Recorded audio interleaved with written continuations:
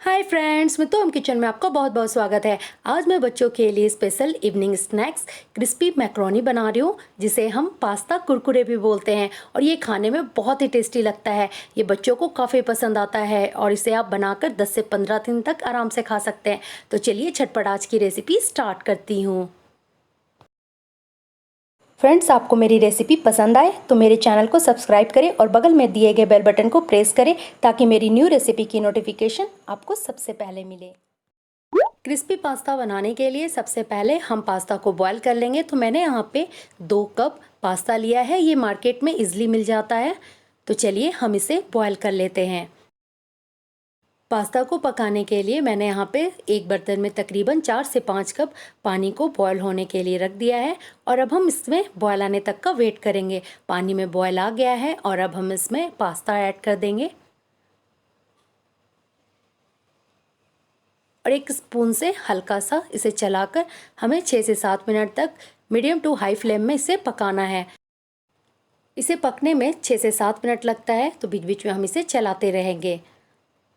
7 minute हो गया है और चलिए हम देख लेते हैं। तो पास्ता हमारा बहुत अच्छे से बॉयल हो गया है, ये देखिए। और अब हम इसे थोड़ा सा चेक कर लेंगे एक उंगली से दबाकर। ये देखिए बहुत अच्छे से ये पक गया है। तो अब हम गैस की फ्लेम ऑफ करके स्टैंड कर लेंगे इसके पानी को। एक स्टैनर के हेल्प से हम पास्ता को गर्म पानी से निकाल लेंगे।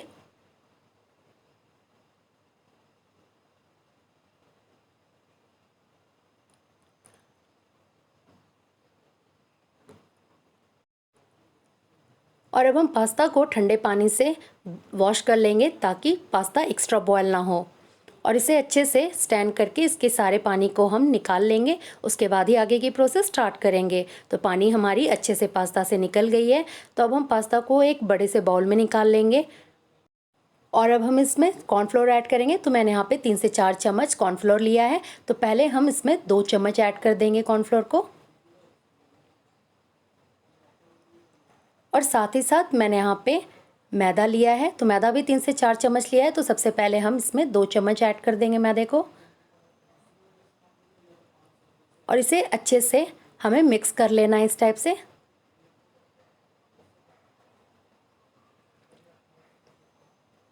तो ये अच्छे से मिक्स हो गया और अब हम इसमें बाकी बची हुई कॉर्नफ्लोर को भी ऐड कर देंगे और मैदे को भी ऐड कर देना है और इसे अच्छे से टॉस करते हुए हमें मिक्स कर लेना है। तो ये देखिए मैदा और कॉर्नफ्लोर की बहुत अच्छी कोटिंग आ गई है पास्ते में। तो पास्ता हमारा अब रेडी है बिल्कुल फ्राई होने के लिए।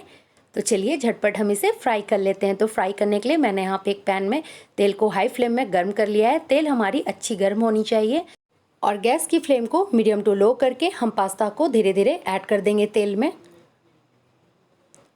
और हमें इसे 2 से 3 मिनट तक बिल्कुल भी टच नहीं करना है, नहीं तो टच करने से इसकी जो कोटिंग है मैदा की वो निकल जाएगी। तो 3 मिनट हो गए हैं और चलिए ज़रा सा हम इसे चलाकर देख लेते हैं। तो पास्ता हमारा अच्छे से पकना स्टार्ट हो गया है। तो हमें इसे क्रिस्पी गोल्डन ब्राउन होने तक पकाना है। तो बीच बीच में हम इसे चलाते रहेंगे। इससे पकने में मुश्किल से 8 से 9 मिनट लगते हैं। ये ध्यान रखें कि गैस की फ्लेम हमें हाई करना नहीं है, नहीं तो हाई फ्लेम में ये बाहर से पक जाएगा और अंदर से कच्चा रह जाएगा। तो हमें इसे क्रिस्पी करना है, तो गैस की फ्लेम हमें मीडियम टू लो करके ही इसे फ्राई करना है। तो ये देखिए कलर बहुत सुंदर आ गया है गोल्डन ब्राउन और ये अच्छे से क्रिस्पी हो गया है। तो अब हम इसे छान कर निकाल लेंगे एक प्लेट में। एक्स्ट्रा ऑयल छान कर हम इसे एक बर्तन में निकाल लेंगे। देखिए इसकी आवाज़ कितनी अच्छी आ रही है, क्रिस्पी। कलर भी बहुत ही अच्छी आई है। ये खाने में बिल्कुल कुरकुरे जैसी लगती है। बच्चे बड़े सभी इसे पसंद बहुत करते हैं।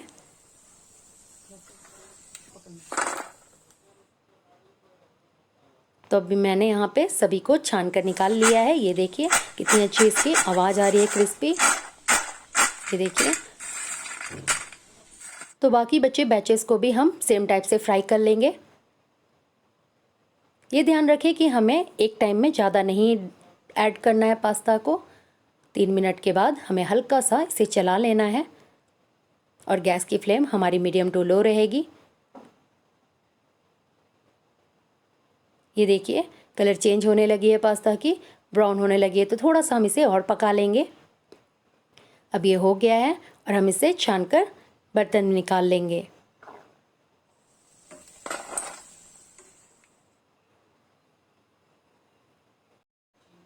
सभी को हम छानकर निकाल लेंगे अच्छे से।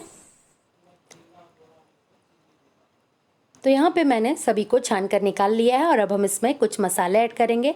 तो मसालों में मैंने यहाँ पे 1 चम्मच चाट मसाला, 1 चम्मच कश्मीरी लाल मिर्च, 1 चम्मच लाल मिर्च पाउडर, हाफ चम्मच काला नमक और मैंने यहाँ पे हाफ चम्मच नॉर्मल नमक लिया है। नमक आप टेस्ट के अकॉर्डिंग ले और अब हम इन सबको अच्छे से मिक्स कर लेंगे।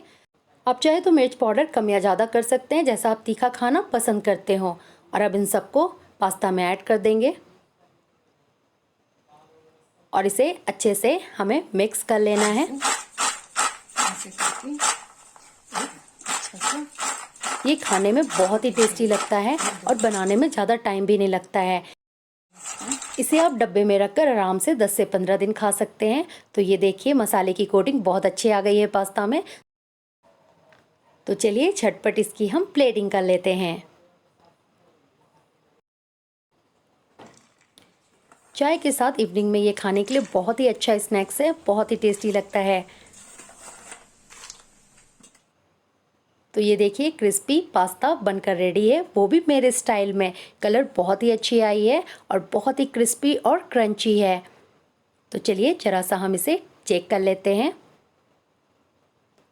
मसाले की कोटिंग बहुत अच्छी आई है पास्ते में और ये देखिए कितनी क्रिस्पी है। देखने में जितना ये सुंदर लग रहा है, खाने में भी उतना ही टेस्टी लगता है। ये बहुत ही इजी रेसिपी है जो झटपट बन जाता है और इसे बनाने में ज़्यादा टाइम भी नहीं लगता है और घर के इंग्रेडिएंट से बहुत ही टेस्टी बन जाता है। तो इसे आप मेरे स्टाइल में एक बार घर पर बनाएं और मुझे कमेंट बॉक्स में बताएं कि आपको ये कैसी लगी। होप करती हूँ आपको आज की रेसिपी पसंद आई होगी। Thank you and thanks for watching.